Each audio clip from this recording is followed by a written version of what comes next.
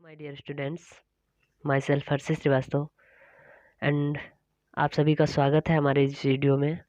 आज के इस वीडियो में हम कक्षा 10 अनसॉल्व्ड हल करने जा रहे हैं। अनसॉल्व्ड का एक सेट है। इस वीडियो के माध्यम से मैं आपको बताने जा रहा हूँ कि किस तरीके से हमें पेपर सॉल्व करना होता है। तो मेरे पास अभी ये अग्रवाल की अनसॉल्व्ड है, जिसका 2020 का एक सेट नंबर फर्स्ट मैंने लिया है सोल्यूशन करने के लिए। मैं आपको इसके लिए बता भी दूं, ये पेज नंबर आपको 196 मिलेगा। फिर से सुने, अनसॉल्व्ड जो है अग्रवाल की है, उसमें पेज नंबर 196 पे 2020 का एक सेट दिया हुआ है, सेट नंबर 1 MH। अगर आपको इस वीडियो में क्वेश्चन का जो वीडियो है अगर साफ नज़र नहीं आ रहा है, क्लियर नहीं आ रहा है, तो आप आराम से अनसॉल्व्ड से इस सेट को देख सकते हैं। और इसका सल्यूशन मैं आपको बताने जा रहा हूँ। ये सेट है, आप देख सकते हैं, सेट नंबर 1 पेज नंबर 196। आइए इसका सलूशन देखते हैं क्या है।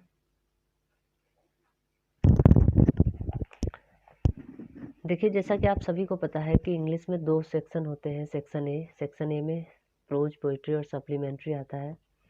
इसका जो सेक्शन बी होता है उसमें ग्रामर होता है। तो सेक्शन ए जब आप सॉल्यूशन करने जाएंगे तो आपको पहले अपनी नोटबुक पे, आंसर बुक पे सेक्शन ए हेडिंग डालनी पड़ेगी। उसके बाद में सॉल्यूशन नंबर 1, यानी जो आप पहला उत्तर करेंगे उसका सॉल्यूशन नंबर 1 लिखना होगा आपको अपनी नोटबुक में, आंसर शीट में। पहले क्वेश्चन में 2 क्वेश्चन पूछे जाते हैं, ए और बी, या फिर रोमन अंकों में 1 एंड सेकेंड करके पूछा जाएगा।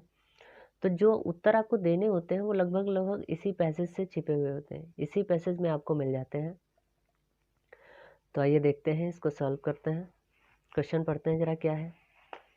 पहले तो हमें पैसेज पहचानना है कि कौन से चैप्टर से लिया गया है ये। व्हेन सुकरात वॉज, अब अगर हमने सुकरात देख लिया तो इसका मतलब समझ जाइए कि ये हमारा 4th चैप्टर से लिया गया है, सुकरात नामक चैप्टर। उस चैप्टर का ही नाम सुकरात है और इसको लिखा है सर रोदा पावर जी ने। तो आइए देखते हैं, इसका आंसर करते हैं। क्या लिखा हुआ है, write the name of the lesson from which the above passage has been taken, who is the author of this lesson. यानी कि लेसन का नाम पूछा गया है और लेखक का नाम पूछा गया है कि किसने इस पाठ को लिखा है। आइए दूसरा क्वेश्चन भी देख लेते हैं। Why were many rich man eager to have Socrates as their guest. बहुत से लोग उत्साहित क्यों रहते थे सुकरात को अपना गेस्ट बनाने में। गेस्ट बनाने का मतलब है यहाँ पे अपना मेहमान बनाने में, या मेहमान के रूप में अपने घर बुलाने के लिए बहुत से धनी व्यक्ति बहुत ज़्यादा उत्साहित क्यों रहते थे। तो इनका उत्तर सब इसी में छिपा हुआ है। आइए करते हैं सॉल्यूशन, देखिए। तो जैसा कि पहला क्वेश्चन लिखा है, write the name of the lesson from which the above passage has been taken, who is the author of this lesson. तो इसका मैंने सॉल्यूशन आपको लिख के दिखाया है। This passage has been taken from the lesson, और लेसन का नाम मैंने ब्लैक से इसलिए लिख रखा है क्योंकि इसे मैंने इम्पॉर्टेंट बनाया है। अभी जब कोई कॉपी चेक करेगा, जो भी चेकर कॉपी चेक करेगा, उसका मेन फोकस रहता है कि चैप्टर का नेम क्या है और हमारे उस चैप्टर के राइटर का नेम क्या है। तो हमने इसे फोकस में ला दिया। अभी ये दोनों चीज़ें फोकस में हो गई तो हमें अपने नंबर्स को सिक्योर करने का अच्छा चांस मिल जाता है। तो जैसा पूछा गया वैसा हमने आंसर लिख दिया। ये आपका 2 नंबर का हो गया, और ये दूसरा वाला भी 2 नंबर का है। इसके लिए आप इसका क्वेश्चन देख लें जरा। लिखा हुआ है, why were many rich men eager to have Socrates as their guest. ये लिखा हुआ है आपका, why were many rich men eager to have Socrates as their guest. इसका मतलब हो गया, बहुत से अमीर आदमी या अमीर लोग सुकरात को अपना मेहमान बनाने में उत्साहित क्यों रहते थे, उत्तेजित क्यों रहते थे, या काफ़ी व्याकुल क्यों रहते थे। तो इसका आंसर भी आपको मिलेगा। लिखा हुआ है, many rich man felt honoured. बहुत से धनी व्यक्ति ऑनर फील करते थे। ऑनर का मतलब होता है सम्मान, या फिर मतलब एक प्रकार का गर्व महसूस करना।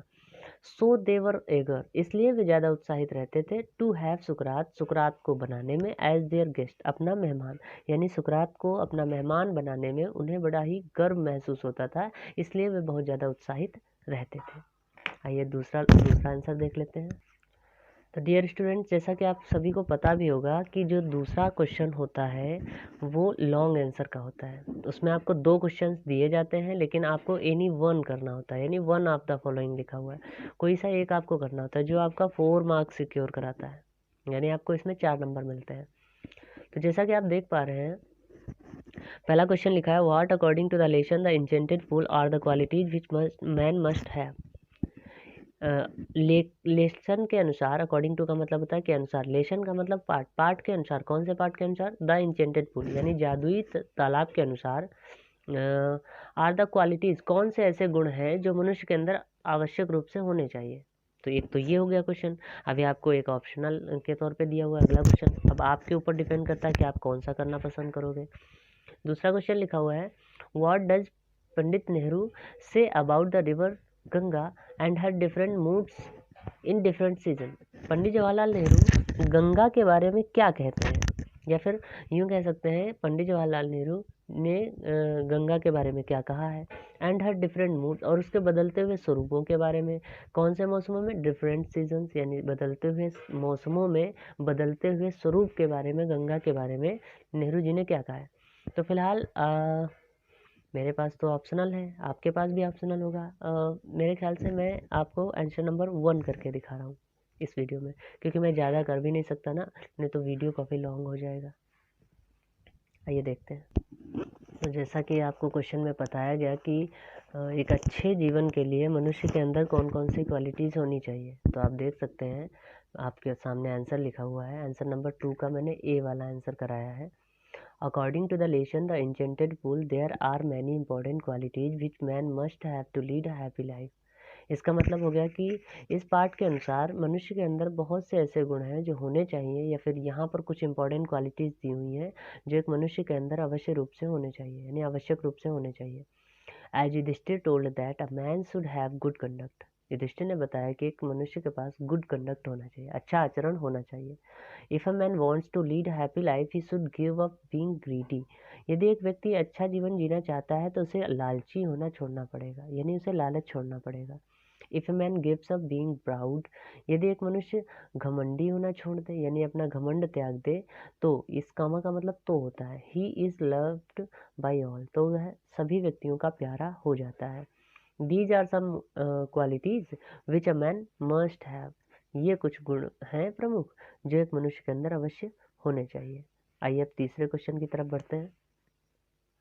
जैसा कि तीसरा क्वेश्चन आप देख पा रहे हैं, तीसरे क्वेश्चन में मैं आपको बता दूं और आपको पता भी होगा, तीसरे क्वेश्चन में कोई भी 3 उत्तर, आपको 3 प्रश्न होते हैं, आपको उनमें से किसी 2 प्रश्नों को हल करना होता है, यानी 2 + 2 = 4, ये मार्किंग होती है इसकी।